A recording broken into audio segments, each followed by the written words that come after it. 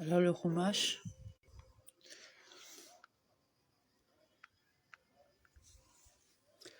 Alors aujourd'hui, donc dimanche 3 Tammuz, Ouka, chapitre 19, et c'est la Iloula du rabbi, quand il met des veilleuses.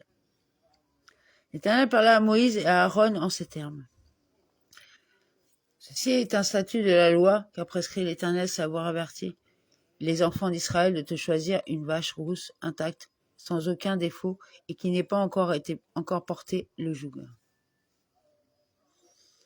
Ceci est le statut de la loi, étant donné que le Satan et les peuples du monde se sont moqués d'Israël en disant « Qu'est-ce que cette mitzvah » et quel en est le motif. Le texte emploie ici le terme « Ruka » statut, destiné à marquer que c'est un décret émanant de moi que tu n'as pas le droit de critiquer. Une rage tamoua. Ils prendront vers toi. Elle sera toujours appelée d'après ton nom, la vache que Moshe a faite dans le désert, rousse sans défaut. Sa rousseur doit être parfaite et il suffit de 2 poils noirs pour la rendre impropre à l'usage auquel elle est destinée para 2,5. Vous la remettrez au pontife Élasar et il la fera conduire hors du camp et on l'immolera en sa présence. Élasar, la misva s'adresse à l'adjoint du Kohen Gadol Sifri, vers le dehors du camp, à l'extérieur des 3 camps. Yoma 68a. L'égorgera devant lui, un profane l'égorge sous le regard d'Élasar, Yoma 42a. Le pontife Élasar prendra du sang de l'animal avec le doigt et il fera, en les dirigeant vers la face de la tente d'assignation, cette aspersion de ce sang.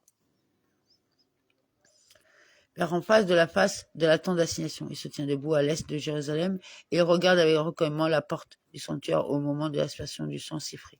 Alors on brûlera la vache sous ses yeux, sa peau, sa chair et son sang. On les brûlera avec sa fiente.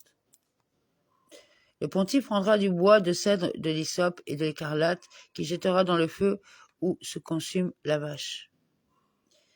Puis ce pontife lavera ses vêtements, baignera son corps dans l'eau et alors il rentrera au camp, mais il restera impur jusqu'au soir. Vers le camp de la Chérina, car aucune personne en état d'impureté n'était renvoyée hors des 2 autres camps, hormis le ruisselant, celui atteint de pollution nocturne.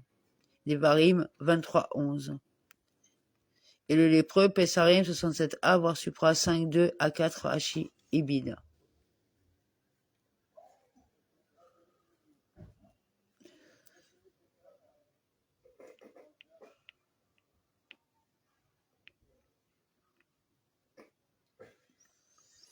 Le pontife sera impur jusqu'au soir. Il faut intervertir pour l'interpréter. L'ordre des mots dans le verset. Il sera impur jusqu'au soir et après il viendra vers le camp. Celui qui aura brûlé la vache nettoiera ses vêtements dans l'eau, baignera dans l'eau son corps et restera impur jusqu'au soir. Cependant, un homme pur recueillera les cendres de la vache et les déposera hors du camp en lieu pur où elles resteront en dépôt pour la communauté des enfants d'Israël en vue de l'eau lustrale. C'est un purificatoire. Il la déposera hors du camp. On l'a divisée en 3 parts. L'une était déposée au mont des Oliviers, la deuxième était distribuée entre toutes les équipes de garde et la troisième était déposée dans le L.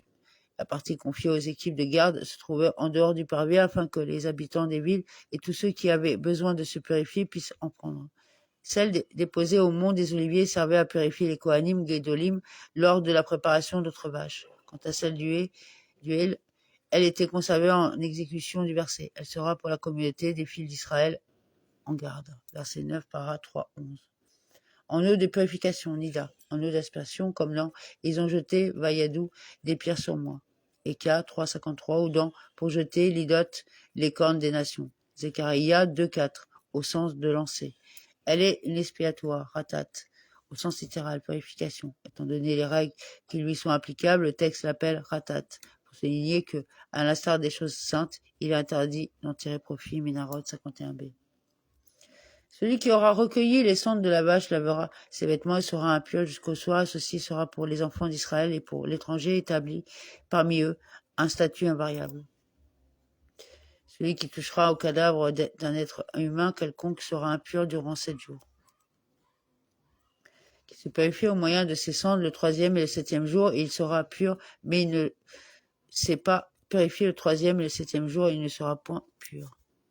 Il se purifiera par lui, par la cendre de la vache, Quiconque a touché à un cadavre au corps d'une personne morte et ne se purifie point souille la résidence du Seigneur et cette existence sera retranchée d'Israël parce que l'eau d'Israël n'a pas été lancée sur lui. Souillé qu'il est, il gardera sa souillure. À un mort, à une âme de l'homme. Et qu'est-ce qu'un mort d'une âme? L'homme, à l'exclusion de l'âme d'un animal dont l'impureté ne nécessite pas une aspersion. Autre explication, à l'âme signifie un quart de log de sang, ou l'un 72a.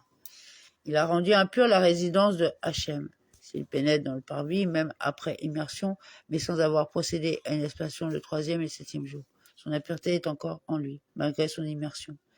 Voici la règle lorsqu'il se trouve un mort dans une tente, quiconque entre dans cette tente et tout ce qu'elle renferme sera impur durant 7 jours.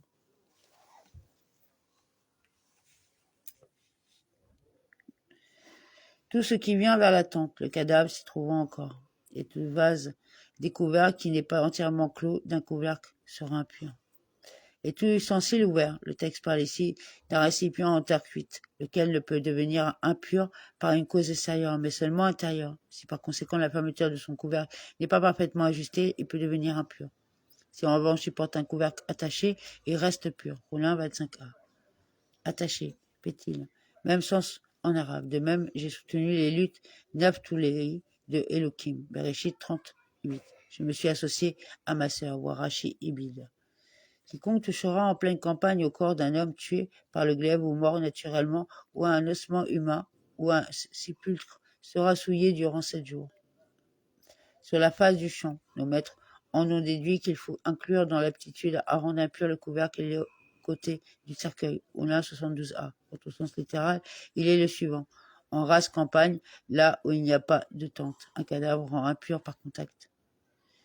Pour purifier l'impur, on prendra des cendres provenant de la combustion du purificatoire auquel on mêlera de l'eau vive dans un vase. Amen.